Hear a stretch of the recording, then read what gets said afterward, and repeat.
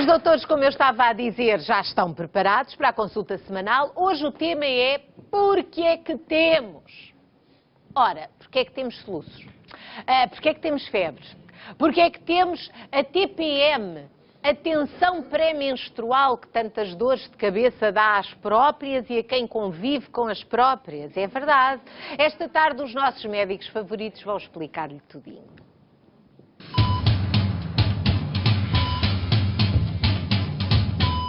Recebam com um forte aplauso os doutores do Boa Tarde.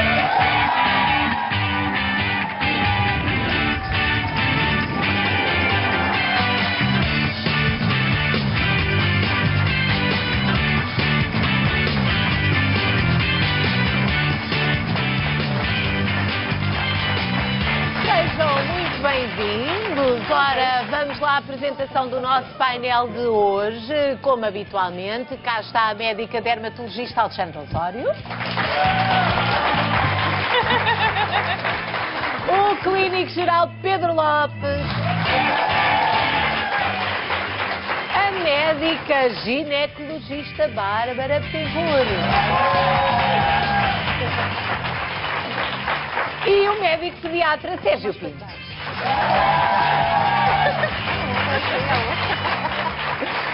Vamos, sem demora, iniciar a nossa consulta com os doutores. Como lhe disse, hoje vamos perguntar-lhes porque é que temos, por exemplo...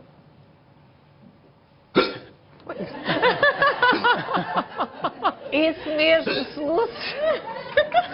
Oh, doutor Pedro, isto de soluços quase toda a gente já teve, ou às vezes até tem, mas pode ser tão incómodo, incomodativo, quando custam a passar. E demoram a passar. É importante que as pessoas percebam porque é que eles acontecem. De facto, os soluços são muito frequentes e acontecem porque nós temos um músculo, que é o diafragma, que temos aqui representado, que é este músculo que aqui está e que separa a cavidade torácica, que está para cima, da cavidade abdominal. Este músculo é responsável, participa em vários processos, nomeadamente na nossa respiração. Quando ingerimos alimentos muito rapidamente, quando ingerimos uma grande quantidade de ar, porque comemos muito depressa, ou simplesmente porque não respiramos adequadamente, quando bebemos bebidas falamos enquanto estamos a comer, essas coisas. Quando ingerimos bebidas com gás, etc, etc, o que acontece é que há uma alteração da contração e do relaxamento deste músculo. E essa contração e relaxamento alterado são responsáveis pela emissão de um som, que é este que nós acabamos de ouvir e que são os soluços. Portanto, os soluços têm sempre este sonzinho, não é? Tem. Depois depende um bocadinho do tom de voz e do apuramento de cada um. Pode dizer agora. Mas até mesmo isto acontece muitas vezes com os bebés, não é, doutor Sérgio? Os soluços... Habitualmente associa-se a episódios de refluxo que são muito frequentes na idade pediátrica, sobretudo no recém-nascido e no latente. Doutor Pedro, e aquela ideia dos sustos? Porquê é que isso é assim uma coisa à partida eficaz? Não existe propriamente nenhum estudo científico que demonstre o método mais eficaz em termos de resolução dos soluços. Há vários truques. E os médicos também não dizem aos pacientes, olha, se tiver soluços, pregue alguém que lhe pregue um susto. Há vários truques que podem ser utilizados e a pessoa deve perceber qual é que funciona consigo. A questão dos sustos pode funcionar, porque de facto quando a pessoa é assustada há normalmente uma estimulação do nervo frénico que inerva este músculo e a própria, no fundo, compor o contador a zero pode ajudar a normalizar essa situação. O respirar para dentro de um saco de papel por um curto período de tempo também pode ajudar. Suster a respiração também pode ajudar. Existe aqui outro truque, que é nós apertarmos entre o primeiro e o segundo dedo, aqui nesta zona, que é ligeiramente dolorosa, a apertar continuamente até os soluços passarem, que também costuma funcionar. Essa eu não sabiam desta. Entre o primeiro e o segundo dedo, se nós apertarmos aqui nesta prega, há uma zona que é ligeiramente dolorosa. Se nós apertarmos com alguma força, dói assim um bocadinho. Estão a fazer assim? Está toda a gente a fazer? Já sei, já apanhei o sítio. Quando se tem soluços, apertando esta zona com alguma duração, enquanto a pessoa está com soluços, normalmente os soluços passam. E não respirar?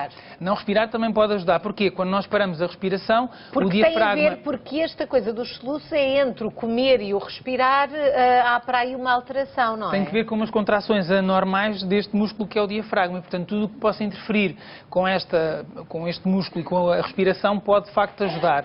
A questão de carregarmos aqui pode ajudar, provavelmente, por estimulação do próprio nervo frénico que é envolvido nesta situação. No bebê, habitualmente, como é no final da mamada que isto acontece, dizermos à mãe para prolongar um bocadinho a mamada, dar mais umas chupadelas na mama, habitualmente é meio caminhado para acabar os soluços. Olha, estão a ver dicas tão importantes, muito obrigada. Ora, já aqui quem está com soluço já está a deixar de ficar com Posso soluço. só deixar mais rapidamente. uma, que as pessoas Com também certeza. não sabem. Outro truque que podem usar é beber água ao contrário. Sabem como é que se bebe água ao contrário? Sabem? É beber água ao contrário. Faz aí, Alexandre.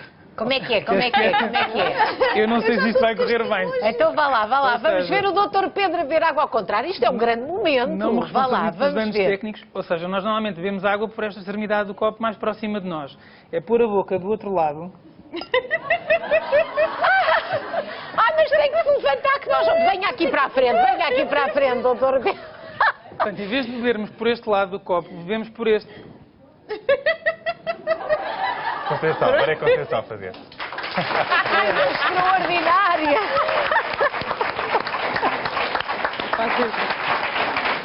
Lá está, portanto o sistema respiratório, o diafragma fica aí mesmo mexidinho, não é? Portanto resulta.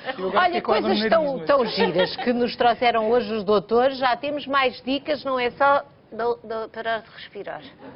Ora, agora, sustém a respiração, só para eu dar um recadinho, é só um bocadinho. 760 20 60 20. Para quem está agora a chegar, não perca hoje a consulta. Hoje falamos de porque é que temos coisas como os soluços e vamos ter muito mais exemplos ao longo da tarde. Não se esqueça do cartão de sonho, hoje há 23.500 euros em jogo. O jackpot é de 22.500 euros, conforme acabou de sair do seu ecrã e entrou o prémio garantido. 1.000 euros para quem for selecionado. Boa sorte se marcar o 760 20 60 20. Não há razão nenhuma para que não seja hoje a pessoa selecionada.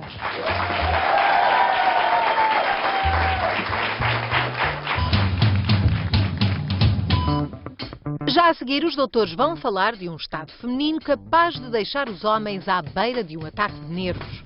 Fica ainda a saber de onde vem a caspa.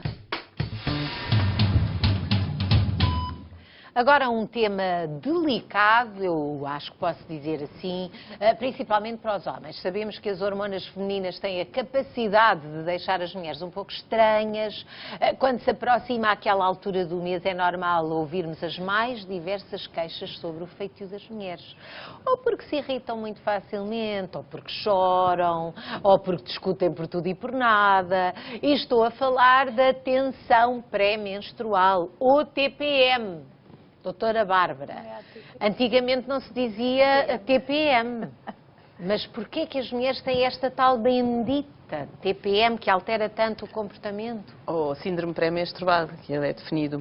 É assim, ele existe mesmo e justifica, de facto, muitos desses sintomas que as mulheres às vezes, se calhar, são mal interpretadas, não é? É mau feitio, às vezes é mesmo mau feitio. Síndrome pré-menstrual para as mulheres, mau feitio para os homens. Olha, agora vou-me virar de costas. E normalmente ele está associado, portanto, define-se como a presença de alguns sintomas físicos, também, portanto, não é só comportamentais, que surgem normalmente na segunda metade do ciclo. Uma das coisas só que eu queria definir é que a primeira, nós consideramos a primeira e a segunda, considerando que a primeira é o primeiro dia da menstruação. Porque então isso, vai às vezes, exemplificar aí nesse mapa. Exatamente, portanto, considerando que este menos. é, imaginando, o primeiro dia que vem o período menstrual, numa mulher com os ciclos regulares mais ou menos 28 dias, habitualmente a ovulação ocorre pelo 14º e, portanto, o ciclo será habitualmente nesta segunda metade. No entanto, ele habitualmente é mais frequente na semana mesmo antes do período e acaba por, na maioria das mulheres, desaparecer durante o período menstrual.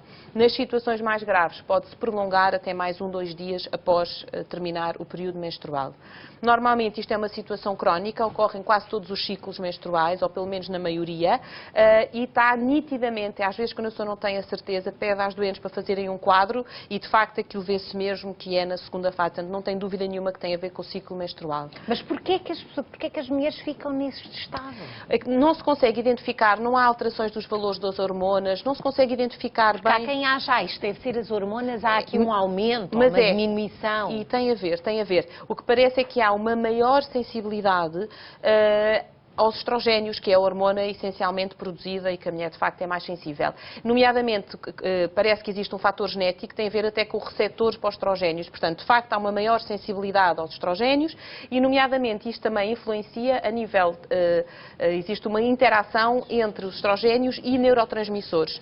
E, portanto, os neurotransmissores são aqueles, nomeadamente a dopamina e serotonina, que são produzidos a nível do sistema nervoso central e que influenciam muito o nosso bem-estar e, por isso, também as alterações comportamentais. Portanto, então, não é só comer as físicas. chocolate, assim, comer chocolate, que há tantas mulheres que dizem, eu agora tenho de comer doce, tenho que comer chocolate, isso faz algum sentido? Faz, mas poderá eventualmente fazer, nem que seja porque apetece, e neste momento elas estão nervosas, é melhor não contrariar, porque também está associado, obviamente também estimula ou induz a produção de serotonina e dopamina e por isso tem a ver.